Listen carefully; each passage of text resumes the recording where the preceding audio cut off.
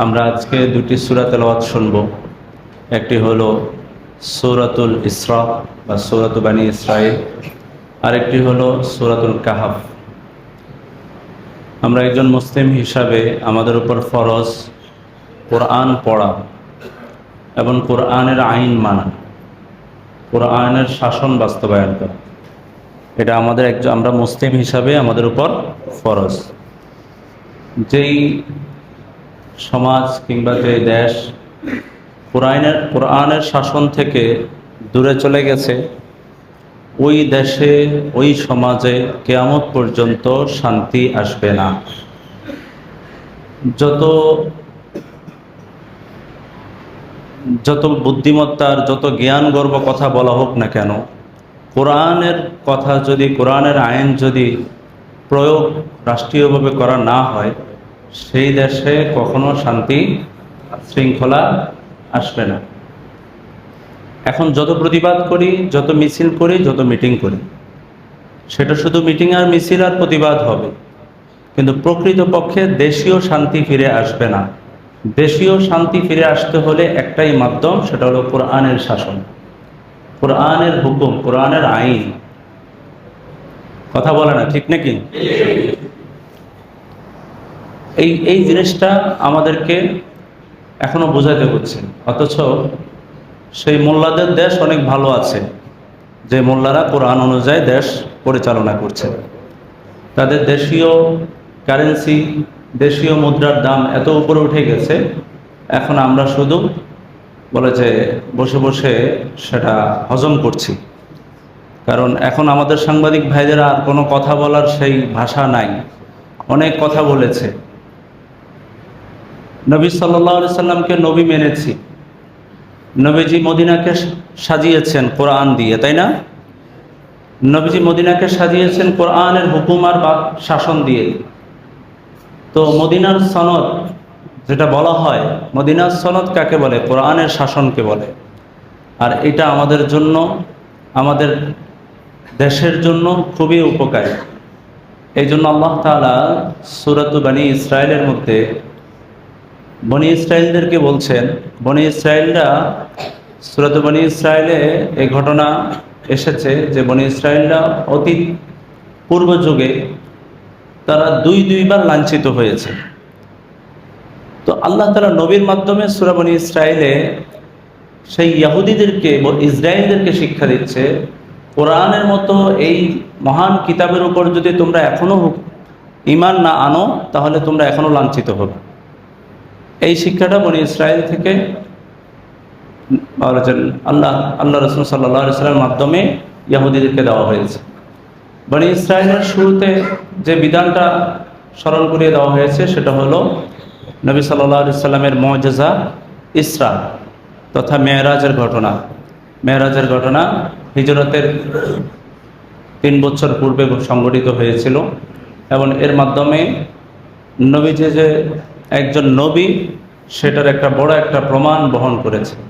আর এই মেরাজ থেকে আমাদের শিক্ষা হলো, নাম্বার 1, 5 ওয়াক্ত নামাজ জামাতের সাথে পড়া, তাই না ভাই? কারণ এই মেরাজ থেকে তো নবী সাল্লাল্লাহু আলাইহি ওয়াসাল্লাম 50 ওয়াক্ত নিয়ে এসেছেন, কিন্তু এই উম্মতের প্রতি মূসা আলাইহিস সালামের একটা কি দয়া আছে?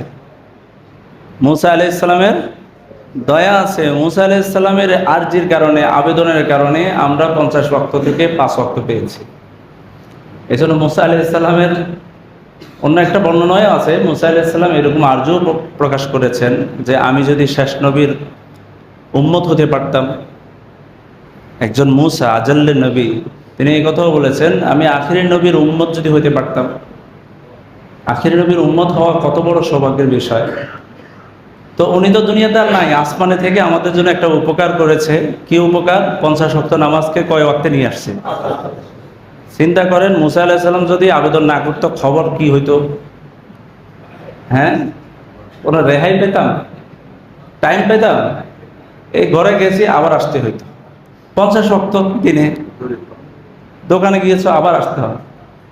এই জন্য আল্লাহ তাআলা আমাদের প্রতি মূসা আলাইহিস সালামের মাধ্যমে অনেক বড় ইহসান করেছে। এই শিক্ষাটা আমরা বনী ইসরাঈল থেকে পাই। এরপরে সূরাতুল কাহাফ, বনী ইসরায়েলে আরও সামাজিক বিষয়ে, নৈতিকতার বিষয়ে রাষ্ট্রীয় অনেকগুলো বিধিবিধান আছে। আর সূরাতুল কাহাফ, মাশাআল্লাহ সবাই এটার সাথে পরিচিত। সূরাতুল কাহাফে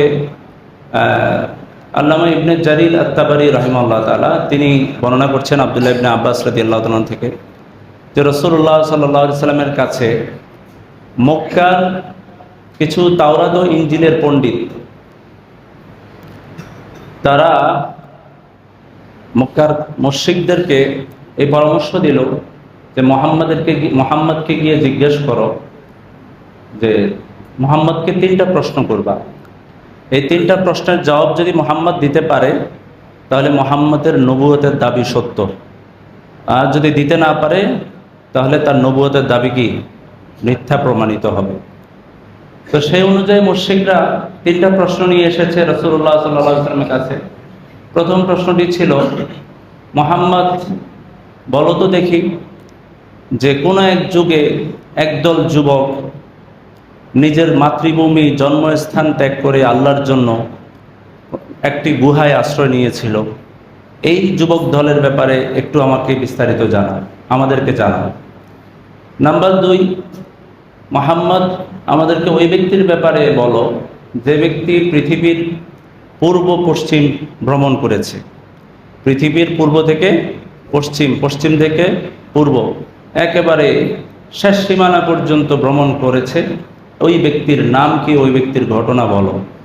নাম্বার 3, যে রূহ আসলে কি জিনিস, এই বিষয়ে আমাদেরকে বলো। তো নবী সাল্লাল্লাহু আলাইহি সাল্লাম এই 3টা প্রশ্ন আসার পরে কিছুদিন পরে সূরাতুল কাহাফ নাজিল হয়েছে। সেই সূরাতুল কাহাফে বিশেষ করে 2টা প্রশ্নের জবাব দেওয়া হয়েছে, যে গুহায় আশ্রয় গ্রহণকারী যুবক দল কারা কারা, এদের বিষয়ে, এবং এরা কেন গুহায় আশ্রয় নিয়েছে বিস্তারিত আলোচনা এসেছে। ওই ব্যক্তি, যে ব্যক্তি পৃথিবীর পূর্ব এবং পশ্চিম মানে সূর্য উদয়স্থল আর অস্তস্থল পর্যন্ত ভ্রমণ করেছে, তিনি কে, তার নাম কি, এটার এই ব্যাপারে আলোচনা এসেছে। আর সূরা কাহাফের পূর্বেই রূহ সম্পর্কে, রূহ কি জিনিস, এটার ব্যাপারেও আলোচনা এসেছে। তো এইটাকে কেন্দ্র করে সূরাতুল কাহাফ নাজিল হয়েছে। কাহাফের অর্থ হলো গুহা। কাহাফের অর্থ কি? গুহা। তো যেহেতু এই যুবক দলগুলো, এই যুবকরা, আমরা শুনতে পারি কথাটা যে সেই কোনো এক কালে কোনো এক সময়ে যুবকরা আল্লাহর জন্য নিজের সমস্ত কিছু ত্যাগ করে আল্লাহর প্রিয় হওয়ার জন্য গুহায় আশ্রয় নিয়েছিল। তো গুহার আরবি হলো কাহাফ, আর গুহায় অবস্থান যারা করে তাদেরকে বলে আসহাব, এই জন্য বলা হয় আসহাবুল কাহাফ। আর সূরাতুল কাহাফের ফজিলত সবাই জানি। সূরাতুল কাহাফ প্রতি শুক্রবার যদি কোনো ব্যক্তি প্রথম 10টি আয়াত আর শেষ 10টি আয়াত পাঠ করে, আল্লাহ তাআলা তাকে উসিমা মিন ফিতনাতিদ দাজ্জাল, দাজ্জালের মতো ফিতনা থেকে, মানে দাজ্জাল ও দাজ্জালের মতো ফিতনা থেকে আল্লাহ হেফাজত করবেন। তো আমরা সূরাতুল কাহাফের কমসে কম প্রথম 10টি আয়াত আর শেষ 10টি আয়াত পড়ার চেষ্টা করব।